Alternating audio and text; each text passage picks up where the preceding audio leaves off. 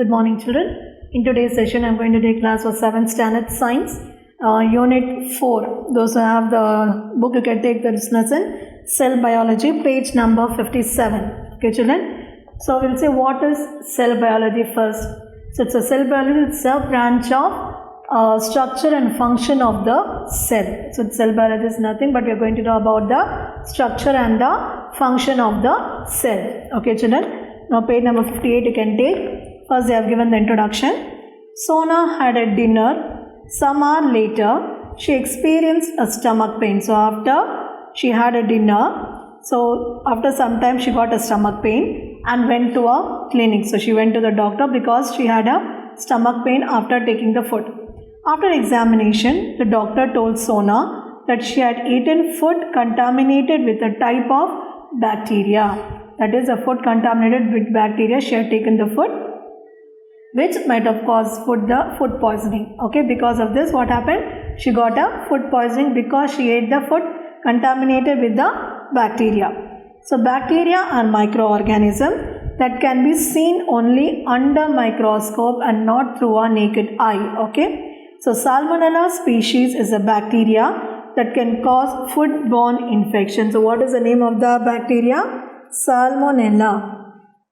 Salmonella species. Okay, species, it's a bacteria. Salmonella is a bacteria. Because of this, there was a foodborne infection. Okay, food poisoning. Then Earth is a beautiful place wherein different types of organisms happily coexist. From minute mosses to huge conifers, invisible bacteria to huge blue whale, then all have this basic unit called cell. So all is from small microorganism to large blue whale, all these have a type of cell. Now let us study about the cell. A cell is a base fundamental unit of life.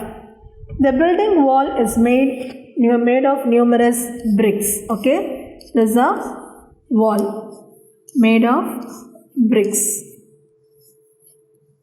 Okay, this wall made of bricks. Okay, then in a similar manner, a beehive is composed of numerous hexagonal units. Beehives. Pain code irukku. So it's a beehive. These have hexagonal units. This is a beehive and this is a wall. Wall which is made up of bricks and beehive which is made up of hexagonal units. Okay. So these are like the cell. Then some of the organisms are represented by a single cell and they show a simple organization. And the basic unit, functional unit of an organism is called a cell. Basic functional unit of an organism is called a cell. Okay, children, what is cell? Functional unit of an organism is called a cell. Now, structure of a cell represents the arrangement of parts or organelles in a cell. Function is the activity of each part of organelle in a cell. So, what is that? Function is the activity of each part or the organelle in a cell. Cells are the basic building blocks of an organism. So, they are the building blocks of an organism. Now, human body is made up of animal cell and plant is made up of plant cell. Now, we'll say unicellular organs. So, what is unicellular? That is one cell. Some simple organisms are made up of only one cell. They are called unicellular organisms. What I told, one cell is a unicellular, which can be seen with the help of a microscope only. They are not seen with the naked eye. So, these are called as a microscopic organism. There are many single cell microscopic organisms. So, you can find many single cell microscopic organisms. Now, have a look at the image. Now, they are given Chlamydomonas and amoeba. So, now we have seen this about this. Now, we are going to see about this unicellular organism. It is amoeba.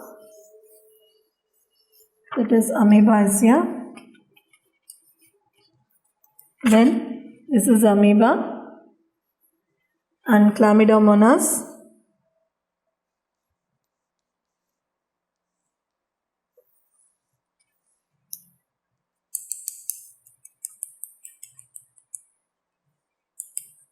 There's the Chlamydomonas. Okay. So Chlamydomonas and amoeba have a single cell organism which carry out entire functions. Though they have a single cell organism, they carry out the entire functions. The body of all organisms are made up of tiny building blocks, tiny, that is small building blocks called the cells. And bacteria is also one cell unicellular organism. So bacteria is also a unicellular organism. Now next we'll go to the multicellular. Multicellular means what? Uni means one, multi means many. Many cell organism. The cells are organized into tissues, organs and organ system in a multicellular organism. So in a multicellular organisms, they are organized into tissues, organs and organ systems. Okay, tissues, organs and organ systems. Now macroscopic organisms are visible. Microscopic means it is not visible. Macroscopic are visible and consist of many cells. So they are called as a multicellular organism. The body of macroscopic organism involves various or different functions. Then you can see cells of onion and human. If you have the book, you can see the picture, the cell of a onion and the human given here. See here children, okay. So cell of onion and human through a microscope. Onion and man are examples of multicellular organism. Now cell to organism we are going to see now. Many cells function together to form tissues. Different tissues combine together to form an organ. Tissues combine to form an organ, and the different organs to form an organ system, which leads to form an organism. So what is it children? Many cells functions together to form tissues, and their different tissues combine together to form an organ. Different organs combine to form an organ system, which leads to the organism, okay, to form an organism. Now first, organisms.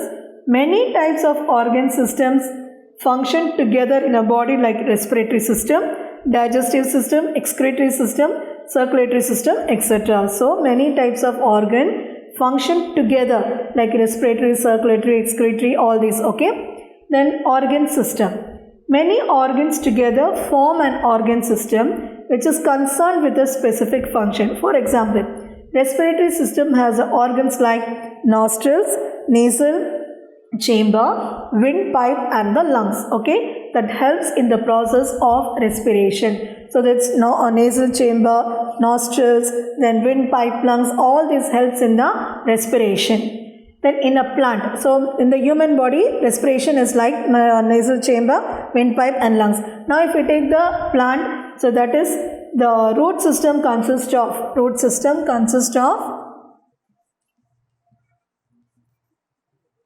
like primary root, secondary root and tertiary roots, okay. There is a primary and this is a secondary and this is a tertiary roots, okay children. So in that plant, root system consists of primary, secondary and the tertiary, which does the function of conduction of the water, mineral and also fixation. Now if you have the book, you can say that human body children, that is organisms there, organ system, organ, tissues and the cell.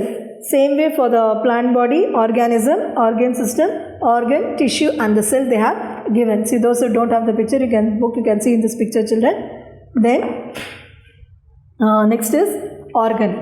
A collection of different tissues work together to form a specific function, or functions is called an organ. So what is organ?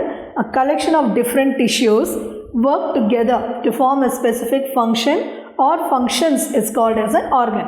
A human body has different organs like stomach, eye, heart, lungs, etc. So all these organs, and they are made up of different types of tissues. And plants have organs such as leaves, stems and roots. So these are the organs, right? Now next is the tissue. Tissue is a group of cells. Now first we saw the organ. In that organ, next we are going to the tissues.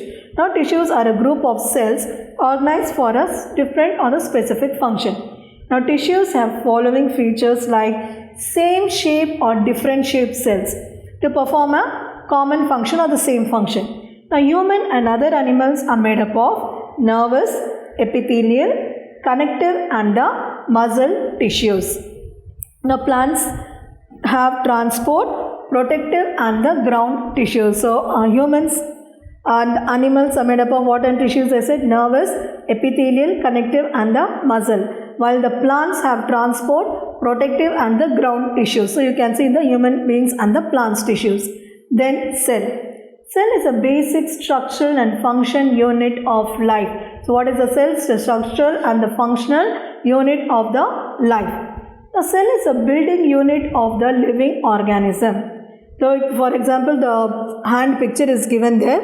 You can see in the hand how many types of cells are there to work together to perform. So cell is known as a basic unit of life. See the bone cell, muscle cell, nerve cells, epidermal cells, all this you can see in one hand, right? So you can see in a hand how many types of cells are there to work together to perform its function. So cell is known as the basic unit of life. Then next we'll go to the plant and animal cell comparison. We're going to compare the plant and the animal cell. Why do plant cells differ from the animal cells? They differ from each other because they have to perform different functions. Now you know that there are many main similarities between plants and animals. Okay, there are many similarities also between the plants and animal cells. Now human cells related to functions. Now there are different types of cells. Our body is made up of different kinds of cells. Each type of cell is specialized to perform specific functions. So they have specialized function.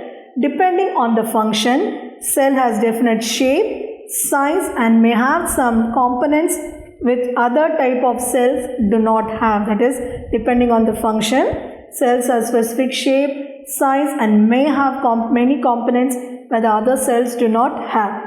Then there's differences between nerve cells and the red blood cells. Even though there are many different type of cells, there are some components common to all type of cells. Though there are different type of cells, there are some components which have same all type of cells. Now what is inside a cell? Inside a cell there are many tiny small structures called the cell organelles. Inside the cell what we have? Tiny structures called the cell organelles. Now these organelles are responsible for providing needs of the cell. They provide the needs of the cell. They work to bring in food supplies. They work in the food supply which get rid of waste, protection and repair of the cell and help to grow and reproduce. So they help to grow and reproduce and get rid of the waste, protection and the repair of the cell. But in the same way they help to grow and reproduce. Now each one has a specific function to do for the cell, and if any organelle stops its function, then the cell is programmed to die. So any one organelle is stopped doing its function, what happens? The cell is programmed to die. So all the organelles should work properly. Then cell structure.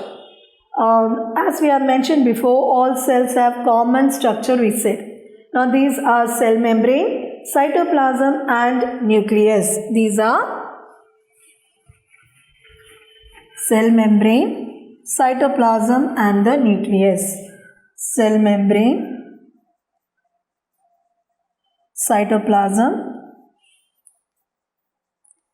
and nucleus. Okay children. So the structure of the typical plant and animal cells shows following peculiarities, that is strange habits. Okay. Now cell membrane. The body of an animal cell is a plasma membrane which also called as a cell membrane. So animal cell,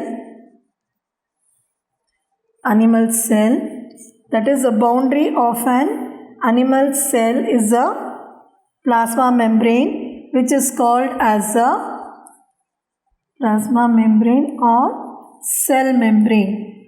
Okay children, animal cell. Okay. Then cell wall, supporter and protector. Animal cell and plant cells are enclosed or surrounded by cell membrane. This is a plant cell, that is cell membrane. Okay.